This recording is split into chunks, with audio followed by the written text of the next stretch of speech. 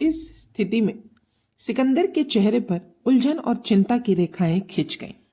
उसी समय पोरस उसके सामने आ गया और बोला, सिकंदर, तुमने हम पर युद्ध थोपा है और हमें युद्ध करना ही है, किंतु एक सुझाव दे रहा हूं कि तुम्हारे सैनिकों के भी परिवार हैं।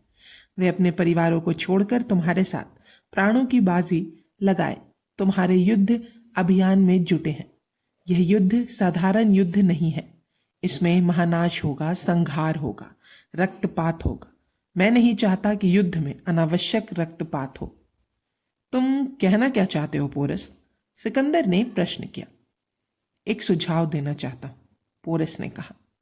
सिकंदर खिल्ली उड़ाने के भाव से हंसता हुआ बोला, लगता है युद्ध के भयंकरता ने तुम्हारे साहस को तोड़ दिया है और तुम चाहते हो कि युद्ध ना हो।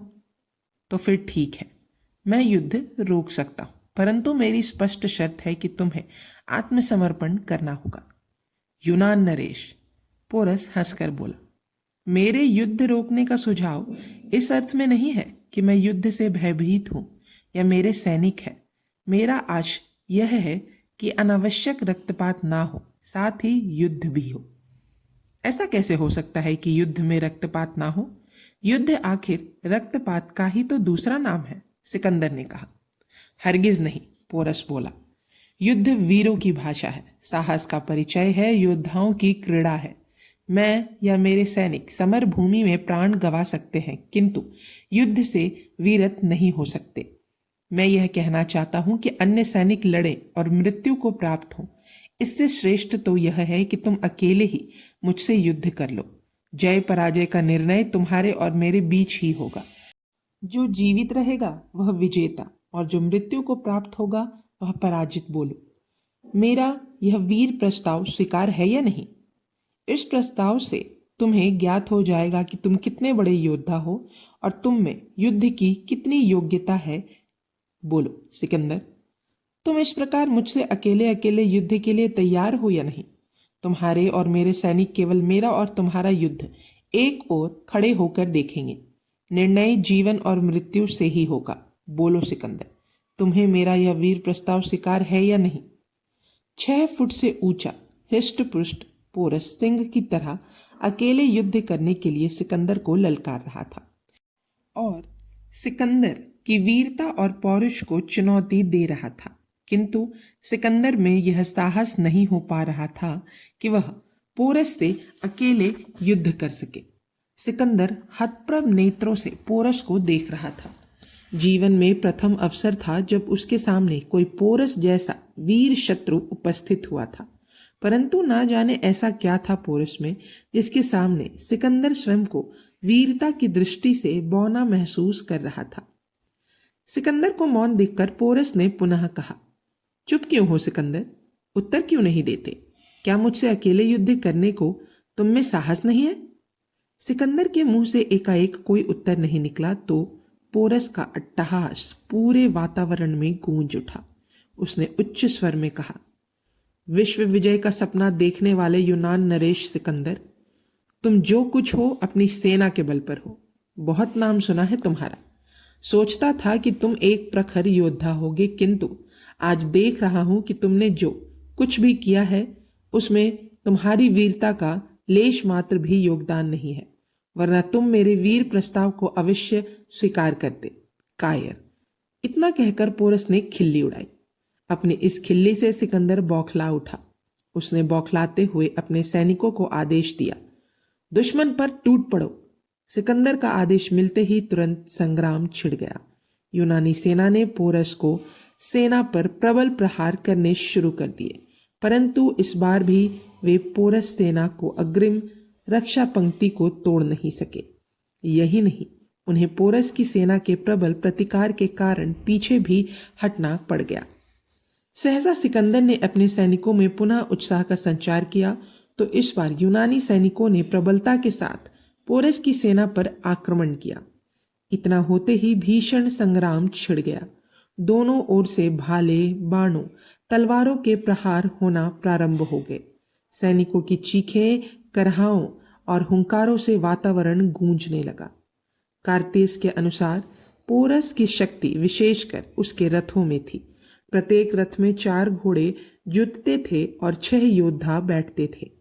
इनमें से 2 ढाल धारण करने वाले, 2 धनुर्धर और 2 सशस्त्र सारथी थे, जो युद्ध की घनता बढ़ जाने पर रथ की रास डाल देते थे और शत्रु पर बाणों की विकट मार करने लगते थे। इस युद्ध के दिन अनवरत वर्षा होने के कारण रथ व्यर्थ हो गए, क्योंकि भूमि रपटीली हो गई थी, जिससे घोड़े आगे बढ़ने में असमर्थ थे और रथ कीचड़ में फंस जाते थे। अपनी भारी बनावट और बोझ के कारण वे आगे की ओर हिल ना सके। इसके अतिरिक्त बार बार फिसल जाने के कारण भारतीय धनुर्धनों का कौशल भी व्यर्थ हो गया था, क्योंकि वे धनुष के एक सिरे को भूमि पर टिकाकर बाण मारा करते थे और वर्षा के कारण उनकी मार अत्यंत शिथिल हो गई, जबकि मकदूनिया के तीव्र गतिक घुड़सवारों की चोट पोरस के सैनिक संभाल नहीं सके। यह वर्णन भी विश्वसनीय इसीलिए प्रतीत नहीं होता क्योंकि इसमें रथ के घोड़ों और पोरस की घुड़सवार सेना का ही कीचड़ में धंसने का कथन है। जब वर्षा थी और भूमि रपटीली थी तो सिकंदर के घोड़ों को भी वही कठिनाई उत्पन्न होनी चाहिए थी जो पोरस के घोड़ों को पेश आई। इसके पश्चात कर्तियस ने युद्ध का वर्णन किया है कि जिन हाथियों पर पोरस को बड़ा भरोसा था, उनके पैरों और सूंडों पर जब ग्रीक सैनिक अपने कुल्हाड़े चलाने लगे तो भयातुर उन्होंने एक भयानक परिस्थिति उत्पन्न कर दी। भेड़ों के झुंड की भांति यह विशालकाय पशु अपनी ही सेना को कुचलते, अपने महाबतों को भूमि पर फेंक कर उनको पैरों से रौंदते रणभूमि से भाग चले। जहां तक पोरस के इन हाथियों का वर्णन है, इस वर्णन के विपरीत डियोडोरस ने कुछ और वर्णन किया है।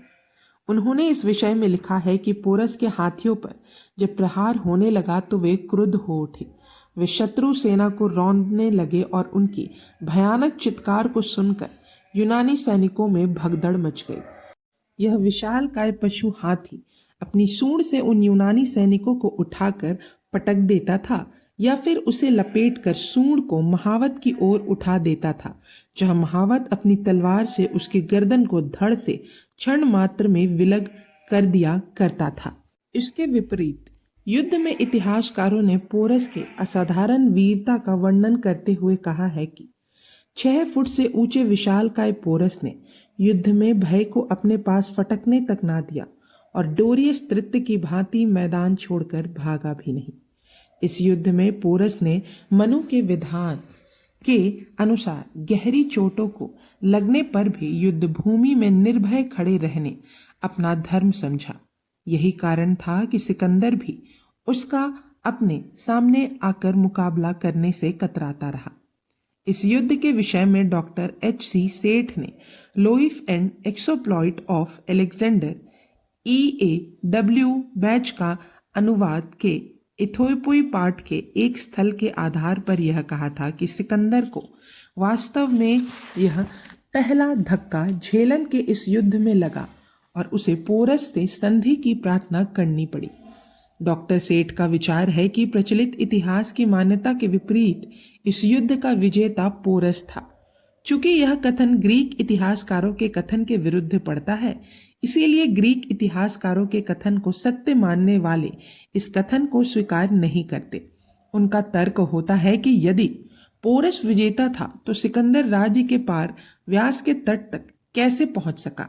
यदि भारत के द्वार पर ही पोरस द्वारा पराजित हो गया होता तो सिकंदर सा दूरदर्शी और सतर्क सेनापति कभी आगे न बढ़ता।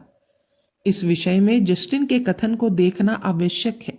जस्टिन लिखता है कि सिकंदर ने पोरस के शौर्य से प्रभावित होकर उसे उसका राज्य लौटा दिया था। पोरस को उसका राज्य लौटाने की बात तर्क संगत नहीं लगती, क्योंकि सिकंदर ने पोरस के विषय में कहा था कि पोरस को डोरियस की भांति सिर काट के लाया जाए। ऐसा कहने वाला हमलावर सिकंदर पोरस जैसे शत्रु के इतने प्रति इतना उदार क्यों हो गया? यह बात स्वतः तर्कहीन लगती है। वास्तविकता क्या थी, यह उस समय सिकंदर के सामने आ रही परिस्थितियां संकेत करती हैं।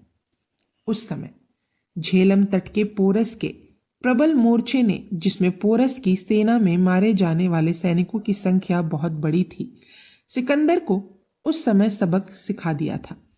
पोरस से युद्ध के पश्चात वह विक्षिप्त सा हो उठा था। उसके जीवन में पोरस जैसा प्रबल शत्रु कभी मुकाबले के लिए नहीं आया था।